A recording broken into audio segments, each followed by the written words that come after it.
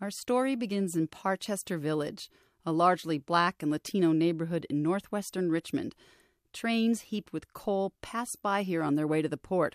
Residents say coal dust blows off the open mounds, covering the grass and coating their screen doors.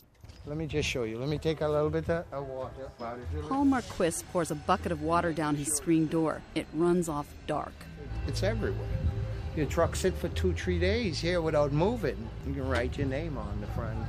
It's that, really.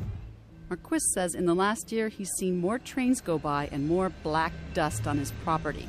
This little neighborhood, nobody seems to care about. BNSF Railway has conducted studies and found every uncovered coal car can lose between 500 pounds and 1 ton of coal in transit. It's such a big safety problem on the tracks that BNSF has pushed coal shippers to cover their cars.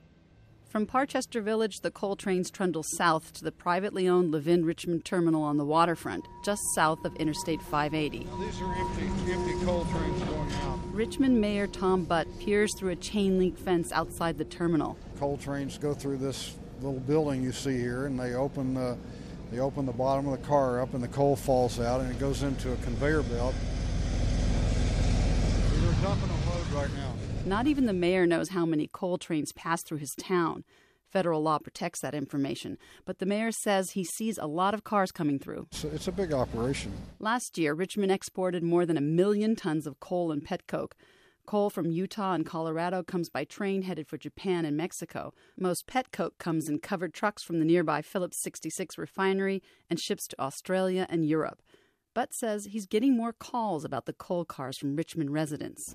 Fresh coal actually does have an odor to it, and people can smell it, and they see it, and they don't know what it is, and it worries them. It's not the first time the stockpiles at the Levin-Richmond terminal have raised concerns. Coal exports began in 2013, but the company has exported petcoke for at least a couple of decades. 3 years ago, an environmental group sued Levin-Richmond over its handling of petcoke. They will pile it up very high, on the order of 10, 20, 30 feet high on the dock. Sejal Choksi-Chu is executive director of San Francisco Baykeeper. The nonprofit group discovered problems at the terminal during one of its boating patrols. So our staff saw the material dropping from the conveyor belt directly into the water, saw it falling off of the piles into the water, blowing off of the piles into the water. Without admitting any wrongdoing, Levin-Richmond settled the lawsuit. The company agreed to enclose the conveyor system used to load the ships and to stop loading when the wind is too strong. The company declined to be interviewed for this story, but in a written statement said it complies with all regulations and rules. You can see there's dust here. You can see the remnants of it. On a street just outside the terminal fence, Mayor Butt bends down to scoop up a handful of black soot. He'd like to know how much of this stuff is blowing across his town. How far away does it move, and what's the size of the particulate matter, and that sort of thing. I'd like to have more information. Petcoke and coal dust are regulated under federal law, not as toxic substances, but as particulate matter. It's up to state and local governments to enforce the regulations.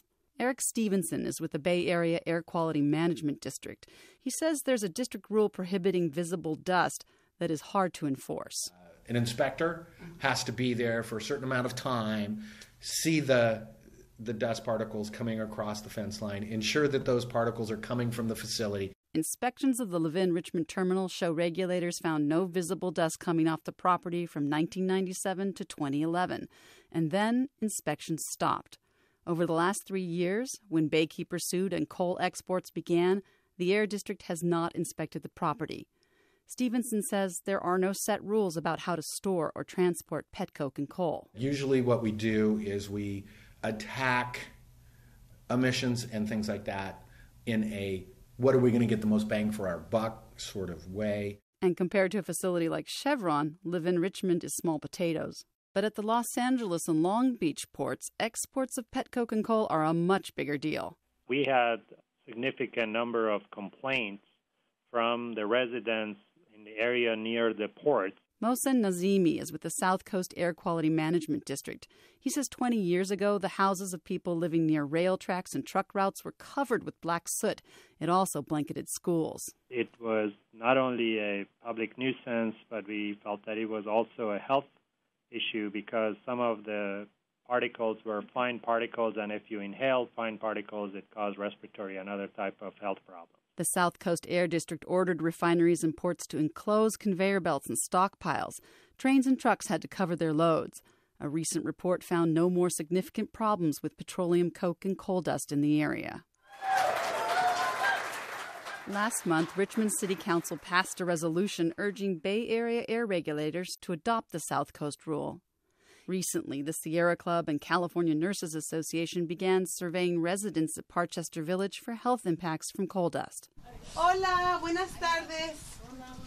¿Cómo estamos molestando? Me llamo María, soy una de las enfermeras. Nurse Maria Sagun knocks at a house where the backyard faces the train tracks. A 6-year-old girl is doing cartwheels across the yard. So agile, me encanta. She's a perfect example of, and it just makes me want to cry of the children in this community. Le digo que es un ejemplo, ¿verdad? Of the children that are affected. Sagun says this girl has asthma so severe medications sometimes don't work, and she has to go to the emergency room.